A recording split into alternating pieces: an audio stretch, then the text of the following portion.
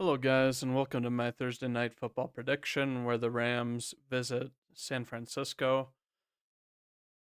Obviously, with this game, this is the second meeting of this NFC West divisional matchup. If you look at the history, you know, of when these guys played, or at least I guess the last meeting where these guys played, obviously the Rams had a very good fourth quarter, which allowed them to win in a 27-24 final in a game where they didn't have Cooper Cup or Puka Nakua. And oddly enough, these two teams both won on Sunday. I thought the Rams were going to lose to the Bills. The Bills had been a much hotter team than them, obviously a much better team than them record wise and performing at a very high level. And then the Rams went in and they went, score for score with the Bills. San Fran beat the Bears and they handled them, but the Bears were absolutely terrible in that game. They were really, really bad. Worse than when Eberflus was still their coach, which, I never thought I would say. Most of the teams we see fire these coaches, they get a resurgence. Like one example would be the Saints. The Saints have been scrappy since they fired their head coach this year. And, you know,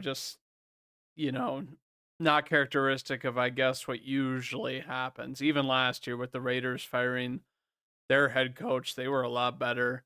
And then even the Chargers, after they fired their head coach last year, were better. But I'm not here to go down a list of all the head coach firings and how the teams have performed immediately after firing those coaches. But the Niners being favored by 2.5 points, I think is kind of asinine. The I guess ESPN Analytics gives them a 60.8% chance to win. And, they say the Rams only have a 38.9% chance to win. And I do get that I guess Jennings had a career game against the Rams last time where he had 175 yards. But I just don't see it. And it's like a team that came off of beating a team like the Bills as opposed to a team that, just beat the Bears that were kind of a walkover. I just don't see how the Niners win. And I think that LA has the better quarterback. I think Stafford is playing very, very well.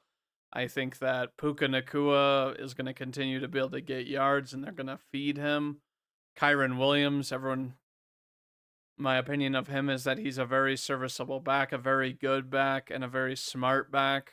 Had some fumbling issues, but I think that that definitely you'd think would subside, with playing a team like the Bills who are very opportunistic.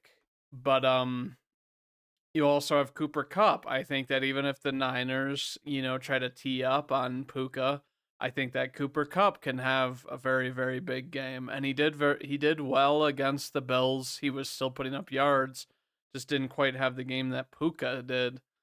But looking at this game, I just think that San Fran, especially if they don't have Bosa, I think that they're saying that he is still, questionable with his hip injury. Let me look at this real quick. But even Trent Williams is still questionable as of today, as of Tuesday. And, Greenlaw is already ruled out.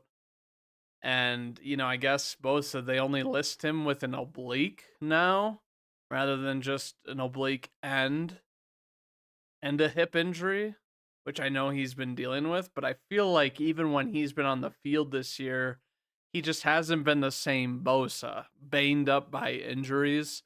And it's kind of sad to see because he's a cornerstone of that defense. And they could really use players to put pressure on because their secondary to me just hasn't been playing very well. And, you give Stafford any bit of time or he doesn't get pressured and he's going to make the throws. So,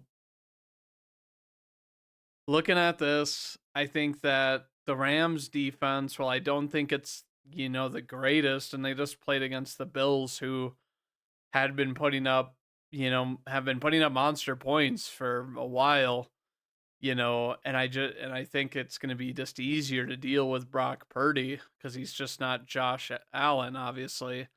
I just think that the Rams, you know, assuming they don't have a lull on defense like they've been having, but I just don't see that happening with how well they played, under pressure against one of the better teams this last week.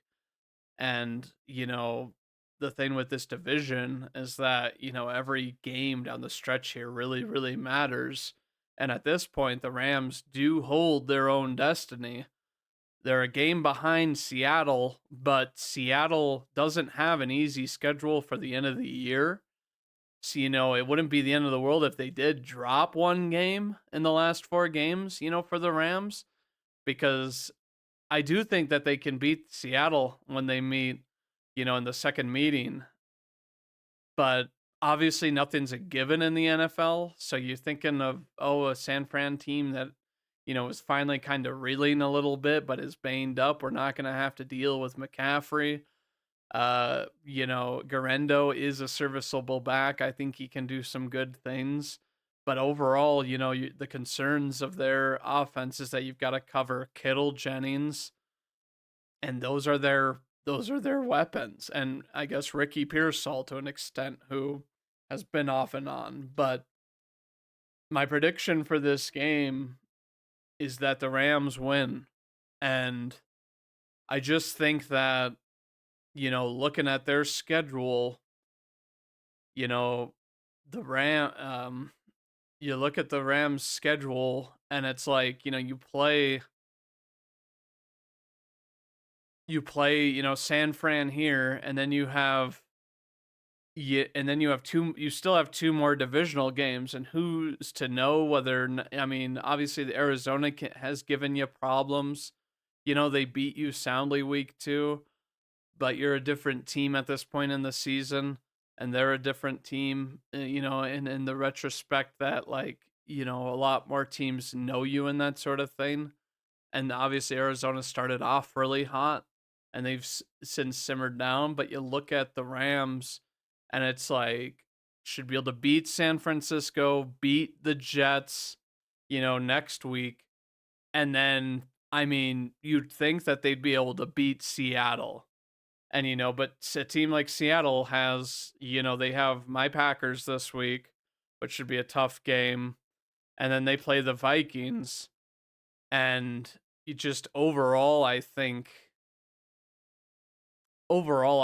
that, this is, everything's in the Rams court at this point. And then you obviously have the Niners, and, they play the Rams, as we know, this week. Then they play Miami, Detroit, and Arizona. Detroit doesn't seem like a very likable, favorable game for them to win. So there's a loss. And then if you can, Miami obviously is fighting for their playoff hopes. So that could be tough because of their high scoring offense with your secondary that's not playing the best. And then, obviously with Arizona, you lost to them in a heartbreaker earlier this year. So you wonder if that, they're going to really try to come back and what it's going to look like in week 18 at that point. But, both these teams, same division, I wouldn't say the same outcome because, like I said, the Rams, they control their destiny.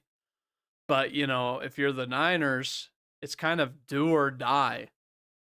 And maybe that's what kind of motivated them to, beat a Bears team this last weekend who had competed in their last, couple games, 2 or 3 games, and didn't look like a pushover team, but that he fired their head coach and they're like, let's take advantage. Let's make sure we get this win because, they're going to need every win here at the end, with their slim playoff hopes, and not controlling their own destiny. But if you guys, that's kind of my take on this. if you guys if you guys want to leave a like, comment, and subscribe, for more NFL content like this, I post twice a week, minimum.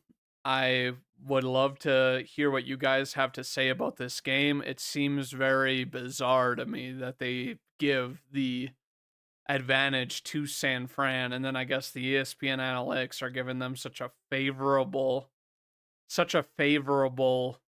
you know, a win percentage, to be honest with you, when the Rams, they're definitely kind of off and on, this whole division is, but they have more than enough firepower, and they were able to beat you without this firepower in your first matchup earlier this year for their first win of the season too. But that's going to be it for me on this. And this is Cast, and I'm your host, Casty Streeter. And as always, go Pack Go.